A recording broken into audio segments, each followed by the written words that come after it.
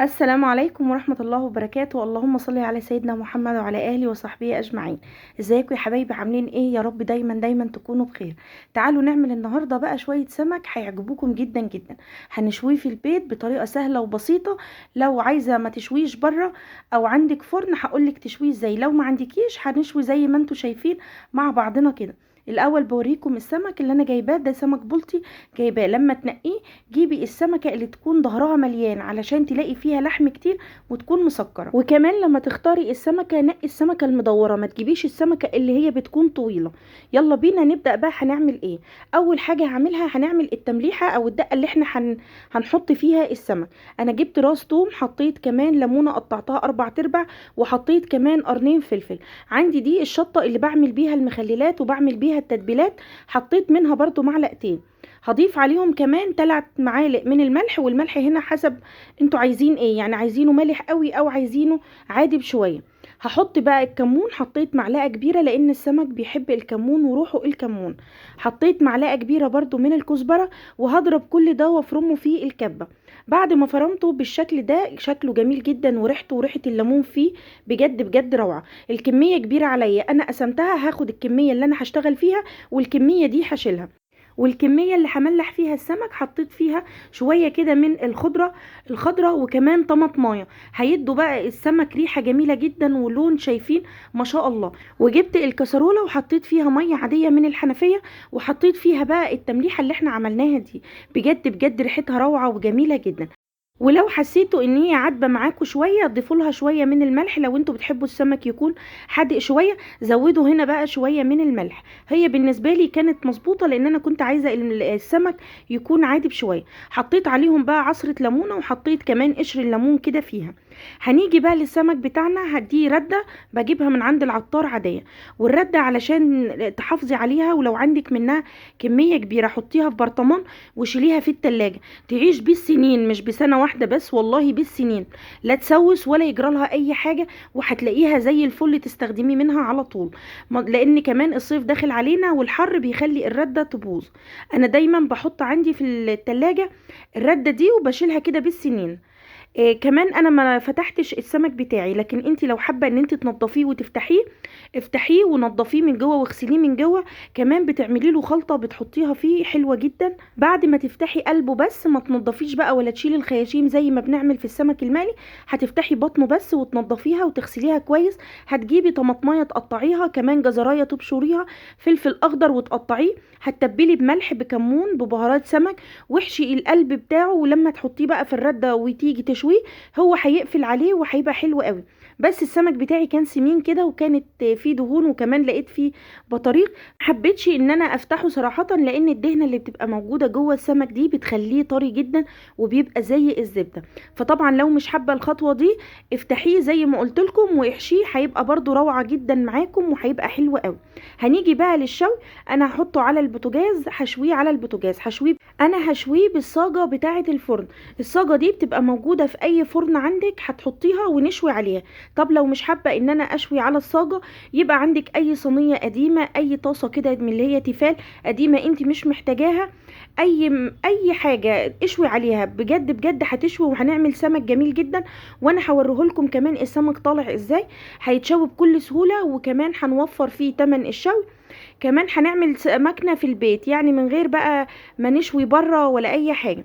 هنا بقى حطيت الشياطة كمان على العين البوتاجاز الصغيرة، حطيت فيها كان عندي بتنجانتين صغيرين، قلت اشويهم كده واعمل طبق بابا غنوج. شايفين بقى السمك لما نحطه على الصاجة ما نقلبهوش خالص غير لما ياخد لون من تحت. اوعي تقلبيه وهو لسه ما اخدش لون، القشرة هتطلع معاكي. لكن اول ما ياخد لون ابدأي بقى ان انت تقلبيه وتحطيه على الوش التاني. كمان كده تضغطي بالمعلقة على الراس علشان الراس يوصل لها سخونية وكمان تستوي، لان ممكن السمك بيستوي بسرعة بس الراس اللي بيبقى فيها منطقة الدم ممكن تلاقي فيها دم او زفارة. فلما تحطي كده المعلقة فيها بنشف الراس، وكمان بتنزل اي سوائل فيها. شايفين السمك عامل ازاي؟ بجد بجد تحفة. وفري بقى التوفير، مش ان احنا نحرم نفسنا من حاجة. اي حاجة في البيت اعمليها، تقدري تعمليها في البيت اعمليها. شوي السمك سهل وبسيط. كمان ممكن تعملي اي حاجة في البيت توفريها. اكل المطاعم اعمليه في البيت ووفري تمن المطاعم. بجد بجد هتعملوا كل حاجة، وهنبدأ ان احنا نوفر في كل حاجة. هنا بقى الخطوة دي للناس اللي هي بتخاف وشاكة ان السمك عندها ما يستويش قوي. هجيب صينية كده واحطها على السمك، بس الخطوة دي ما تتحطش على السمك غير لما ياخد لون. لو حطيتي السمك لسه فيه الردة في اوله هتلزق منك وهيطلع منك القشرة كمان وهيبهدلك. لازم زي ما انتوا شايفينه كده ياخد لون. البخار بقى بيدخل في السمكية بيسويها من جوه، ويضمن لك ان انت سويتيها كويس جدا. وطبعا المرة الجاية كمان يعني في السمك ده انا مش هحط الصينيه دي اللي عندي، وهيفضل برضو معايا السمك جميل جدا وهيطلع كله مستوي ان شاء الله. انا حطاها بس للناس اللي هي بتخاف من انها السمك ما يكونش مستوي قوي او لسه فيه دم. البخار ده هيسويها. خلاص كده انا خلصت البتنجان بتاعي اتشوى معايا. وهنعمل كمان شويه رز ابيض. حابه تعملي رز ببصله اعمليه، انا بحب السمك المشوي يبقى معايا رز ابيض. حطيت بقى شويه زيت هحط عليهم اول ما يسخنوا الرز بتاعي، وهفضل اقلب فيه واشوح فيه لغايه ما الرز يسخن معايا. بعد كده بقى هحط عليه المية، والمية تكون سخنة علشان يطلع الرز معانا مفلفل. وهحط عليه كمان الملح بتاعه. لو عندك شوية حليب في البيت ممكن تضيفيها عليه، هيديكي طعم حلو قوي ولون فاتح للرز، هيخليه زي الرز المعمر. حابة تعملي بقى رز معمر كمان مع السمك ده في الفرن بيبقى تحفة، بيبقى جميل جدا جدا والله يتاكل حاف كمان الرز المعمر. ويا سلام بقى مع شوية السمك دول. هبدأ ان انا اغطي عليهم بقى واشوف السمك بتاعي لغاية ما يخلص. ده انا مش هحط عليه زي ما قلت لكم الصينية، وهيتشوي معايا برضو وهيبقى حلو جدا جدا. اعملوا كل حاجة في بيتكم يا جماعة، مفيش انضف من ايديكم على اولادكم، مفيش انضف من ايديكم ان انتوا تعملوا بيها كل الاكل اللي انتوا هتاكلوه. ما تجيبوش اكل من بره وما تعملوش اكل من بره. الظروف اللي احنا فيها ما تسمحش ان احنا نكلف نفسنا اكل جديد من بره. نحاول ان احنا نوفر اي حاجة، اي حاجة بسيطة هتوفر معانا. خلاص كده انا شويت السمك، هبدأ بقى احطه في التمليحة بتاعتنا الجميلة دي، وهغطسه بقى فيها واسيبها شوية. ولو عايزة السمك طعمه يبقى متملح زيادة خليه في التمليحة دي شوية كده، سيبيهم فيهم لغاية ما يشرب من التمليحة دي، وبعد كده صفيه. وخدي بقى الخضرة بالطماطم كده بالثوم حطيهم على وش السمك والليمون، وغطي عليهم بقى وسيبيه كده علشان يفضل سخن معانا لغاية التقديم.